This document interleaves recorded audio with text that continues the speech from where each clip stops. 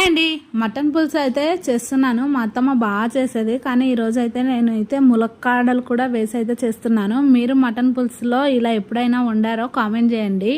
ముందుగా బాండి పెట్టేసుకొని ఆయిల్ వేసి జీలకర్ర ఆవాలు వేసి తర్వాత బిర్యానీ ఒక పువ్వు లవంగము యాలకులు వేసి అవి బాగా మగ్గినాక పచ్చిమిర్చి ఆనియన్స్ వేసి మసేపు వేగనివ్వాలి. అల్లం కూడా వేసి నూనె పైకి తేలే వరకు ఉంచుకొని మటన్ ముక్కలు వేసేయాలి. అవి కొంచెం వేగాక ఉప్పు పసుపు వేసి మరి కొద్దిసేపు వేగనివ్వాలి. ఇప్పుడు ములక్కాడ కూడా వేసి 10 నిమిషాలు మూత పెట్టేసుకొని మగ్గనివ్వాలి. తర్వాత బాగా నానిన చింతపండుని పిండేసుకొని మనం ఎంత పులుసు కావాలనుకుంటామో అంత వాటర్ వేసేసుకొని అందులో తగినంత కారం, కరివేపాకు, కొత్తిమీర, ధనియాల పౌడర్, కొబ్బరి పౌడర్ వేసుకొని మరికొద్దిసేపు మగ్గిన తర్వాత దించేసుకోవాలి. అయినా అన్ని ఉన్న అల్లున్నోట్లో శని అన్నట్టుగా ఇన్ని ఐటమ్స్ ఉన్నా ఏవి తినబుద్ధి కావు. అయినా పండగల వస్తే తినలేము, పప్పు అన్నమైన కడుపు నిండగా తినేస్తాము. మీకు అలానే అనిపిస్తే కామెంట్ చేయండి. ఉంటాను.